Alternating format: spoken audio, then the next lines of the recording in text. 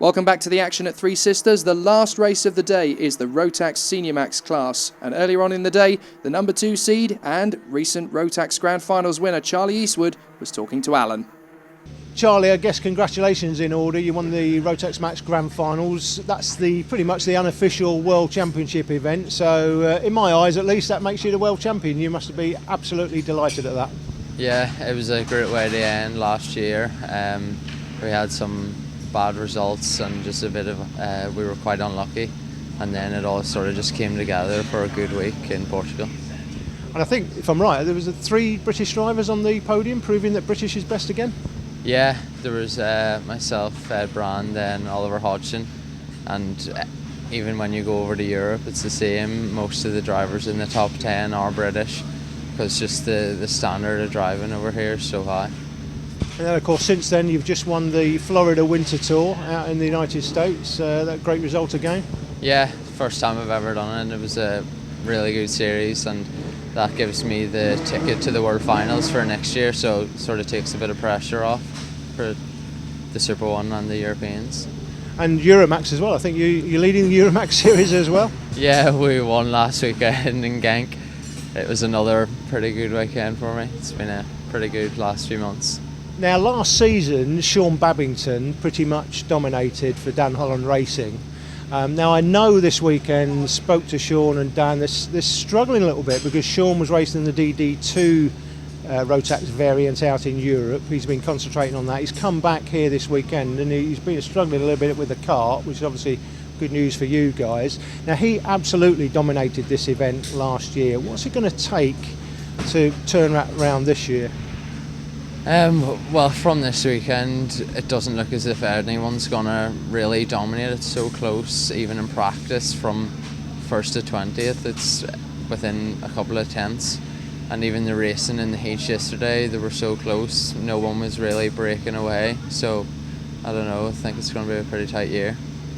And I know yourself and your dad have been great supporters of Super 1 over the years. You've been in Super 1 a long time. What would it mean to you to take a Super 1 title down? Yeah, well, a lot of people were saying, why are you doing karting again once you've sort of won the highest? But we've been doing Super 1 for so long, and last year we got second, and we just want to do one better this year.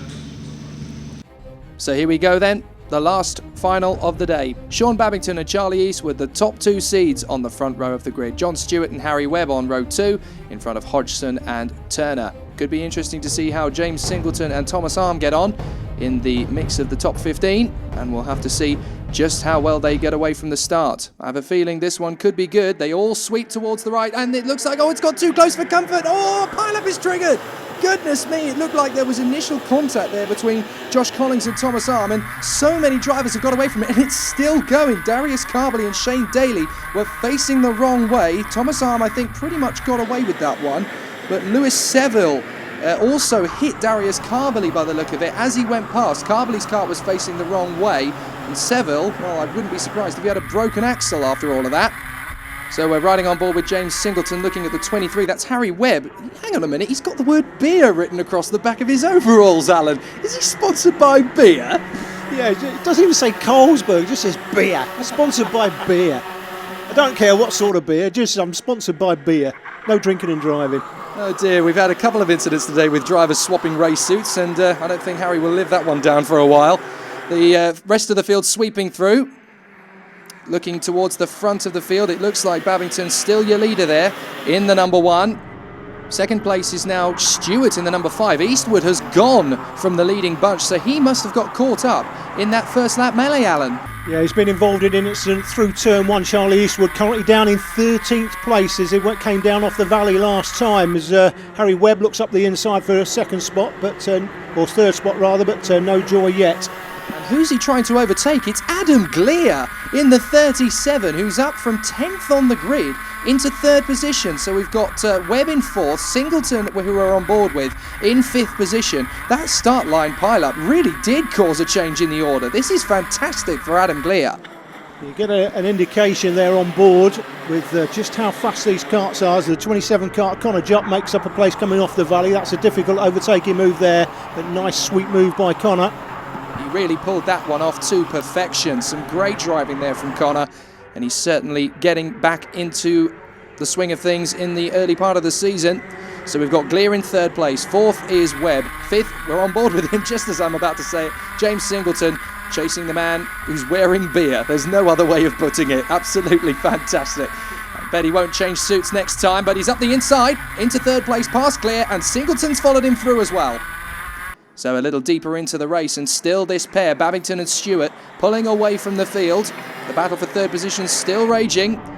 Glear now down to fifth position, and it looks like we've actually got third position is now Singleton in the number 6, I do believe now. He's pulled his way up to third place. Yes, indeed. So he's up to third, and now we've got a real fight on our hands, and it's for the lead. Here's Stewart right in the wheel tracks of Babington.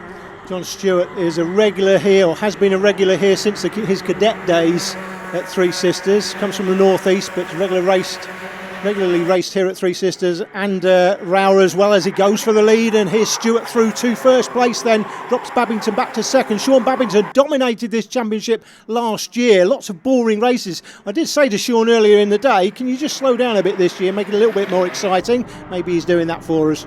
I don't think he needs to. I think John Stewart has got the wake-up call. Let's get that number 1 plate off him this year, and he's going to do it right from the off. Sean Babington is not one to back down from the challenge, though. He's going to go for him. Here he comes. John Stewart leads the way, and Babington, there's literally inches between them through the braking zones, and Babington is going to try and duck out. Is he through Luna? Flat to the floor. There's only so far you can push it. And they've got to think tactically as well. They can't allow this train of carts behind them to close up. Nice little move there from the number 3 of Hodgson. He moves his way through the field once more. But he's going to have to do a lot of hard work if he's going to close up to this leading pair of Stewart and Babington. Third position, as we said, is Singleton, having moved his way past the battling 23, Harry Webb. Still there in fourth position, though, hanging on to it.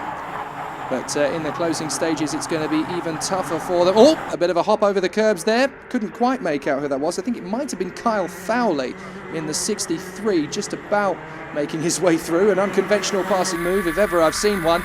Now, if you want to know what it's like on board with a Super One driver around Three Sisters, James can take you through. This is what it's like. Fly through the right-hander, the first corner. Quick left, and up to the valley. Still with the leaders in his sights. Ploughing through Dunlop, right, left, right. That's how quick it is. Onto the pit straight, ploughing down. This is where you can build up speed and momentum through the right and into the Rogerson straight through this very tight left-hander. Hopping over a couple of curbs. This is Rogerson's. And he's just edging slightly closer to the leaders as he flies through the right-hander at Luna. This corner goes on and on forever, building up the speed. You can tell from that lap they're on board with James Singleton as we see Babington through to the lead again. So Babington up the inside of John Stewart. That will help Singleton there in third place. Later in the race you can see that Singleton now much closer. I was going to say that just from that onboard shot there you could see that Singleton closed them by 4 or 5 metres. That's a great feeling if you're a driver, knowing that you've got the pace of the karts in front. He's now on them, and he's brought other karts with him as well. I was going to say, he's not the only one. This is no longer a 2-kart race for victory. It's now about a 5-kart, potentially an 8-kart battle for victory. Babington and Stewart have been squabbling amongst themselves, and they've completely forgotten about the trio behind them of Singleton and Hodgson. In the 3 is up to 4th position in amongst that lot. So Oliver Hodgson making fantastic progress through the field, and now he's in with a shout of overall victory. Brilliant stuff. He's really worked hard for this. You can see Harry Webb there, sponsored by beer. He's dropped down to 5th place. They come on to the pit straight one more time. There's 5 karts just about in this train. 2 other karts trying to buy a ticket. Not quite on board yet, but they will be pretty soon, particularly as we come to the latter end of this race, as we do now, and defending starts to take place. Babington holding on to that lead as much as he can. In fact, he's actually pulled out 3 or 4 kart lengths now on Stewart. Singleton is right in the exhaust fumes now, pushing hard for turn 1. He has a little bit of a look. He's not going to make the overtaking move. I think he's just trying to put Stewart under pressure here. Last lap, here we go. And this is the last chance for anybody to get on terms with the reigning champion, Sean Babington. He made it look easy last year. Not so much this year. He's got hard work of it. Singleton bangs in the fastest lap, 42.74, and he's got Oliver Hodgson breathing down his neck as they fly through the S's, really pushing hard now.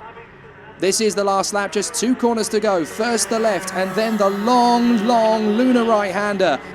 Pedal to the metal, it's now or never, boys. Charging for the finish line, and they can't catch Sean Babington. Oh, yes, sirree. That's a victory. Very nicely done from Stewart in second place, and third across the line is Singleton. Very close quarters and a fantastic race to end the day. Sophie caught up with the winners on the podium. James, you started on the 4th row of the grid, finished 3rd. How was your race? It was really good. We managed to get a good start, and we had the pace to come through, so I think Sean got the advantage at the end, and no, it was a good race. John, 2nd in the first race of the year, you must be happy with that? Yeah, definitely happy. Very good points to start the year off. It was a very good race as well. Managed to get into 2nd on the start, in behind Sean. I thought I could probably push him all the way so it would get him more of a gap, but it doesn't always work out like that. I led for a few laps. Sean got us back. We were under a little bit of pressure at the end, but managed to hold on. Good result. Just like to say thanks to ST Racing, Tim Gillard and Ogden Motorsport. Sean, race winner and driver of the day, you must be very pleased. Yeah, over the moon. Heading into the weekend, we didn't quite have the pace in all the practices. Qualifying, managed to qualify first, won the first heat, but then we struggled a little bit in the second heat. That was on Saturday, and then today we won the first heat. We we made a few changes and found a bit more speed, so we was up there. So I was very confident for the finals, and just managed to stay in front for most of the finals. A little bit defending at the start and maybe at the end, but it was a hard race, but it was good. Hard race indeed for Sean Babington. He may have dominated last year, but he's got a fight in his hands in 2013. John Stewart just 6 points behind him in the championship. Eastwood, Webb, Hodgson and Jupp finish off the top 6. Great racing here today from the Rotax Max and Cadet classes. Our next event we'll be covering is in 3 weeks' time at Rowra, and it's the British Open on one of the best circuits in karting in the UK. Make sure you watch it with us. We'll see you then.